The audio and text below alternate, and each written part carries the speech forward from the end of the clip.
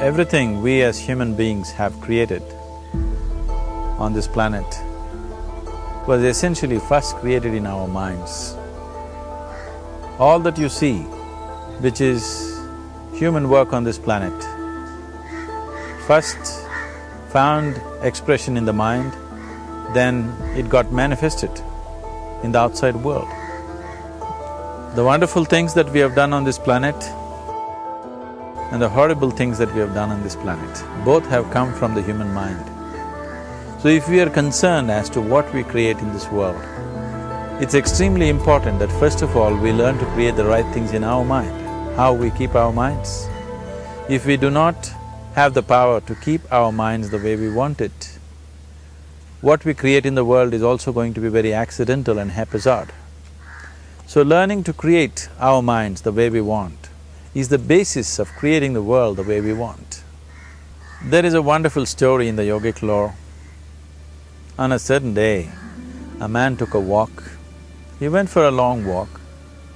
Accidentally, unawares, he walked into paradise. Fortunate, isn't he? He just took a walk and he landed up in paradise.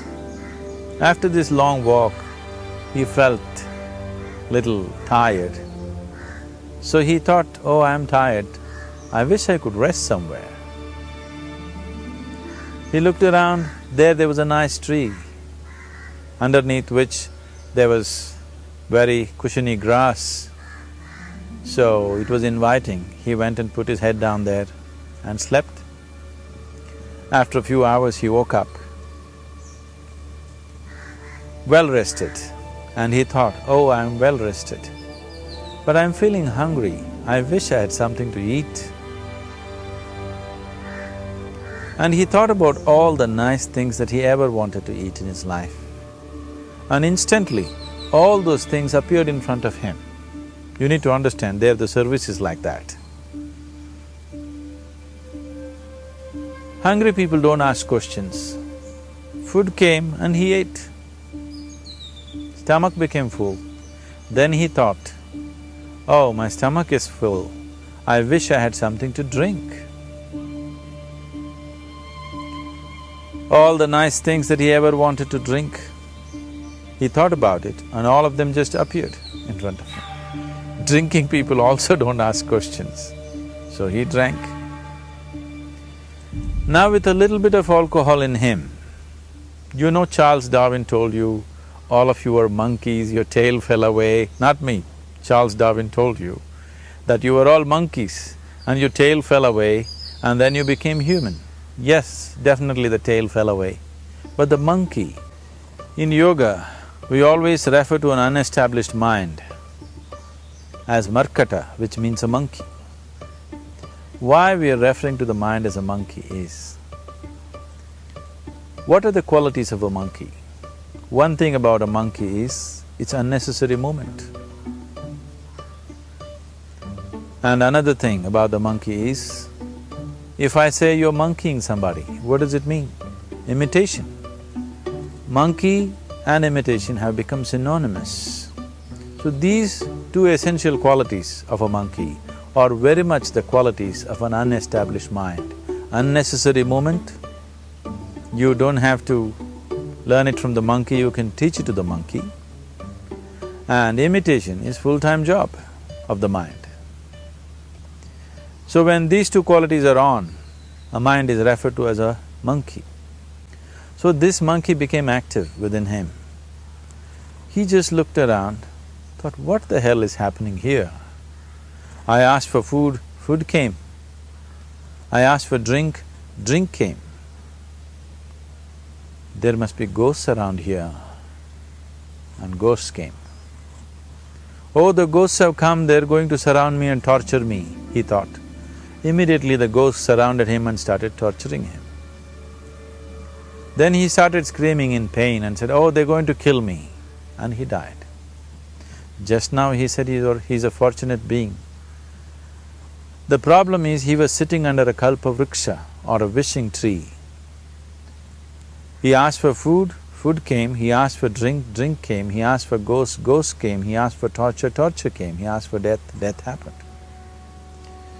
Now don't go looking for these kalpavrukshas in the forest.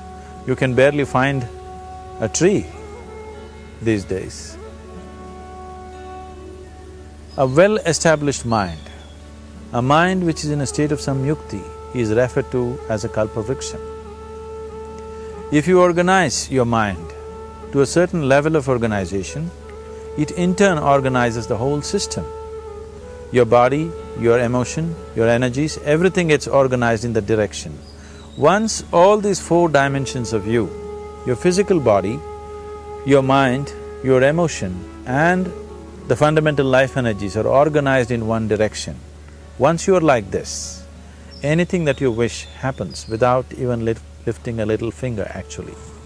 It would help to assist it with activity, but even without doing any activity, you can still manifest what you want if you organize these four dimensions in one direction and keep it unwavering in that direction for a certain period of time. Right now the problem with your mind is, every moment it is changing its direction. It is like you want to travel somewhere and every 2 steps if you keep changing your direction, the question of you reaching the destination is very remote unless it happens by chance. So, organizing our minds and in turn organizing the whole system and these 4 basic dimensions of who you are right now in one direction, if you do this, you are a kalpavruksha yourself. Anything that you wish will happen. But right now, if you look at your lives, everything that you have wished for till now, if it happens, you have finished. Everything and everybody that you have desired for, if all of that lands up in your house today, could you live with that? Once we're empowered like this, it's very important that our physical action, emotional action, mental action and energy actions are controlled and properly directed. If it is not so, we become destructive, self-destructive. Right now, that is our problem. The technology, which is supposed to make our life beautiful and easy, has become the source of all the problem that we are destroying the very basis of our life, which is the planet. So what should have been a boon, we are making a curse out of it. What has brought incredible levels of comfort and convenience to us in the last 100 years or so has also become a threat to our life simply because we are not conscious action, we are in a compulsive state of action. So organizing our minds fundamentally means moving from a compulsive state of activity to a conscious state of activity. You might have heard of people for whom they asked for something and beyond all expectations it came true for them. Generally this happens to people who are in faith. Now, let's say you want to build a house. If you start thinking, oh, I want to build a house, to build a house I need 50 lakhs, but I have only 50 rupees in my pocket, not possible, not possible, not possible. The moment you say not possible, you are also saying, I don't want it. So on one level, you're creating a desire that you want something, on another level, you're saying, I don't want it. So in this conflict, it may not happen. Someone who has some faith in a god or in a temple or whatever, who is simple-minded, faith works only for those people who are simple-minded. Thinking people, people who are too much thinking, for them it never works. A childlike person who has a simple faith in his god or his temple or whatever, he goes to the temple and says, Shiva, I want a house. I don't know how, you must make it for me. Now in his mind there are no negative thoughts. Will it happen? Will it not happen? Is it possible? Is it not possible? These things are completely removed by this simple act of faith. Now he believes Shiva will do it for him and it will happen. So is Shiva going to come and build your house? No, I want you to understand, God will not lift his little finger for you. What you refer to as God is the source of creation. As a creator, he has done a phenomenal job, there's no question about it. Could you think of a better creation than this? Is it in anybody's imagination to think anything better than what is there right now? So as a creator, he has done his job wonderfully well, but if you want life to happen the way you want it. Because right now, the very crux of your happiness and your well-being is this. If at all if you're unhappy, the only and only reason why you're unhappy is life is not happening the way you think it should happen. That's all it is. So if life is not happening the way you think it should happen, you're unhappy. If life happens the way you think it should happen, you are happy. It's as simple as that. So if life has to happen the way you think it should happen, first of all, how you think, with how much focus you think, how much stability is there in your thought, and how much reverberance is there in the thought process will determine whether your thought will become a reality or is it just an empty thought. Or how you do not create any impediments for your thought by creating negative thought process. This possible is something possible or not possible, is destroying humanity. What is possible and not possible is not your business, it's nature's business. Your business is just to strive for what you want. Right now you're sitting here, if I ask you two simple questions, I want you to just look at this and answer this. Right now from where you're sitting, can you just fly off? You say no. Right now from where you're sitting, can you get up and walk? You'll say yes. What is the basis of this? Why you say no to flying and yes to walking? Because past experience of life, many times you've gotten up and walked, never did you fly off. Or in other words, you're using the past experience of life as a basis for deciding whether something is possible or not possible. Or in other words, you have decided that what has not happened till now cannot happen in your life in future. This is a disgrace to humanity and the human spirit. What has not happened till now on this planet can happen tomorrow. Human beings are capable of making it happen tomorrow. So what is possible and what is not possible is not your business. That is nature's business. Nature will decide that. You just see what is it that you really want and strive for that. And if your thought is created in a powerful way, without any negativity, without any negative thoughts bringing down the intensity of the thought process, the first and foremost thing is you must be clear what is it that you really want. If you do not know what you want, the question of creating it doesn't arise.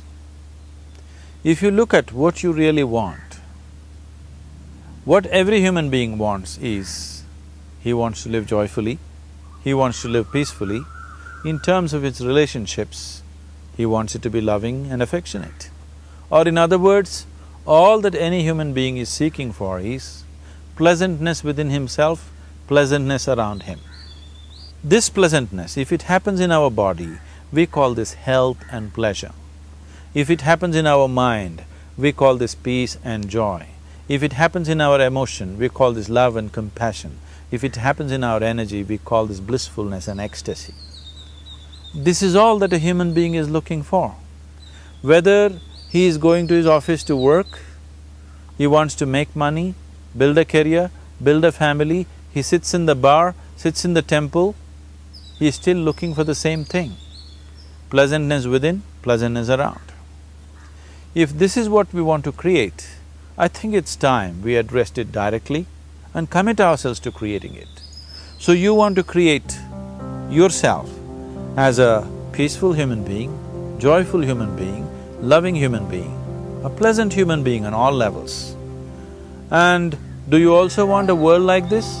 A peaceful world, a loving world, a joyful world? No, I want greenery, I want food. When we say a joyful world, that means everything that you want has happened. So this is all that you're looking for. So all that you need to do is commit yourself to creating it, to create a peaceful, joyful and loving world, both for yourself and everybody around you.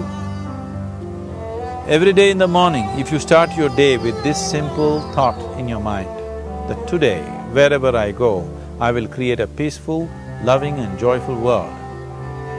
If you fall down 100 times in the day, what does it matter? For a committed man, there is no such thing as failure. If you fall down 100 times, 100 lessons to be learnt. If you commit yourself like this to creating what you really care for, now your mind gets organized. Once your mind gets organized, the way you think is the way you feel, your emotion will get organized. Once your thought and emotion is organized, your energies will get organized in the same direction. Once your thought, emotion and energies are organized, your very body will get organized. Once all these four are organized in one direction, your ability to create and manifest what you want is phenomenal. You are the creator in many ways. That which is the source of creation is functioning within you every moment of your life. It is just that, have you kept access to that dimension or not? Organizing the four basic elements of your life will give you that access. There are tools and technologies to do this. The whole science of yoga, the whole technology that we refer to as yoga is just about this, transforming yourself from being just a piece of creation to become a creator.